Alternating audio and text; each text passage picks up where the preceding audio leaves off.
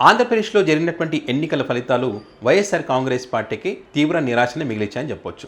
అయితే ఆ నిరాశ నుంచి ఇప్పుడిప్పుడే వైఎస్ఆర్ కాంగ్రెస్ పార్టీ కోలుకుంటుంది. అందులో భాగంగానే 175 నియోజకవర్గాలకు చెందినటువంటి ఎమ్మెల్యేలుగా పోటీ చేసినటువంటి అభ్యర్థులు, అదేవిధంగా ఎంపీ అభ్యర్థులు ఎవరుతుంటారో వాళ్ళందరితో ఈరోజు జగన్మోహన్ రెడ్డి ఒక కీలకమైనటువంటి సమావేశాన్ని ఏర్పాటు చేసుకున్నారు.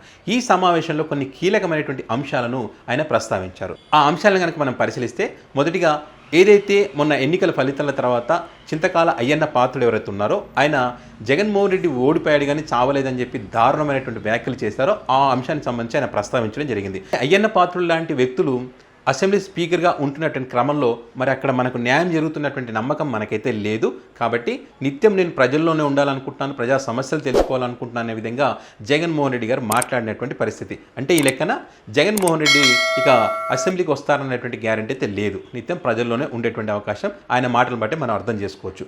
ఇక మరొక విషయం ఏంటంటే, ఏదైతే ప్రత్యేక హోదా సాధించుకునేటువంటి అవకాశం ఉన్నప్పటికీ కూడా మరి చంద్రబాబు నాయుడు తన రాజకీయ అవసరాల కోసం మాత్రమే ఉన్నారు తప్ప రాష్ట్ర ప్రయోజనాల కోసం ఆలోచన చేయటం లేదు. కాబట్టి ఈ ప్రత్యేక హోదాకు సంబంధించినటువంటి విషయంలో మనమంతా కూడా పోరాటం చేయాల్సినటువంటి అవసరం ఉంది. అంటే కేంద్రంలో సరైనటువంటి మెజారిటీ లేదు. సో అలాంటి అవకాశం మనకు వచ్చింటే కనుక ఖచ్చితంగా రాష్ట్ర అవసరాలే ముఖ్యమనుకొని మనం ఉండేవాళ్ళమని చెప్పి ఆయన చెప్పినటువంటి పరిస్థితి. మరి ఇదే కాకుండా 2014లో చంద్రబాబు ఏ విధంగా అయితే హామీలు ఇచ్చే అధికారంలోకి వచ్చారో మరి ఆ హామీలు నెరవేర్చలేకపోయారు. కాబట్టి 2019లో ఫలితాలు మనకు అనుకూలంగా వచ్చాయి. అదేవిధంగా ఇప్పుడు కూడా ఆయన ఇచ్చినటువంటి హామీలు అమలు చేయలేరు. కాబట్టి 2029లో ఖచ్చితంగా మనకు అనుకూలమైనటువంటి ఫలితాలు ఉంటాయి. దానికి ప్రధాన కారణం మనం 2019-2024 మధ్యలో మన ప్రభుత్వంలో మనం అనేక సంక్షేమ పథకాలు అమలు చేశాం. మనం చెప్పిన హామీలన్నీ కూడా నెరవేరుస్తూ వచ్చాం.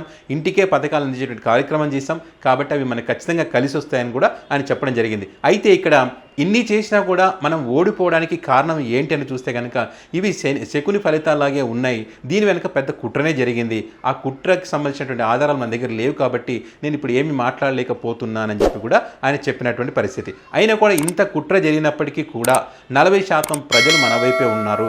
ఆ ప్రజల తరఫున మనం ఫైట్ చేయాల్సినటువంటి అవసరం ఉంటుంది.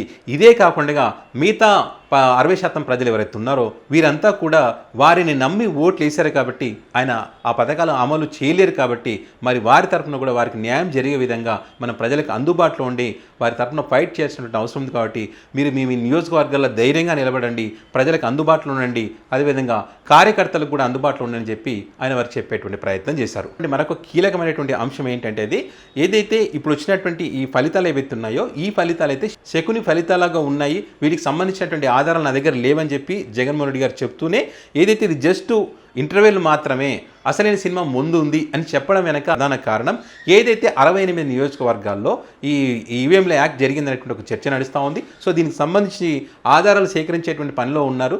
ఖచ్చితంగా ఆ ఆధారాలు వచ్చిన తర్వాత ఏదైనా మాట్లాడతారా, మరి జస్ట్ ఇది ఇంటర్వెల్ మాత్రమే, అసలైన సినిమా ముందు ఉంటుందని చెప్పడం వెనక మరి ఆధారాలు వచ్చిన తర్వాత ఏమైనా బ్లాస్ట్ అవుతుందా అనేటువంటి చర్చ కూడా ప్రస్తుతం జరుగుతున్నటువంటి పరిస్థితి. మరొక అంశం చూస్తే కనుక ఎలక్షన్ ఫలితాలు వచ్చినటువంటి ఆ రోజు సాయంత్రం నుంచే వైసీపీ మీద, వైసీపీ కార్యకర్తల మీద, వైసీపీ సానుభూతిపరుల మీద, వైసీపీ సానుభూతులు ఎవరైతే ఉంటారో వారిపైన దాడులు చేసినటువంటి పరిస్థితి. సో వీరందరికీ కూడా ధైర్యాన్ని నింపండి, వారికి అండగా నిలబడండి, మీరు అండగా నిలబడుతూ పార్టీ తరఫున ఏం కావాలో అడగండి, పార్టీ కూడా మీకు అండగా నిలబడుతుందని చెప్పి వారికి చెప్పేటువంటి ప్రయత్నం చేశారు.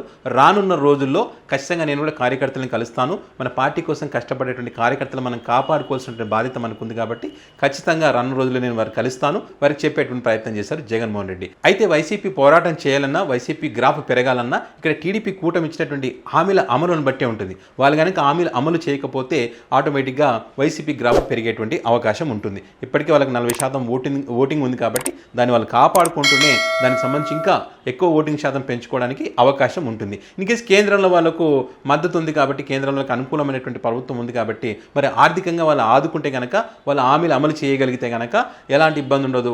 మరొకసారి టీడీపీ కూటమి అధికారంలోకి రావడానికి అవకాశం ఉంటుంది. వైసీపీ మాత్రం ఇప్పటి నుంచే తన కార్యాచరణ మొదలుపెట్టింది.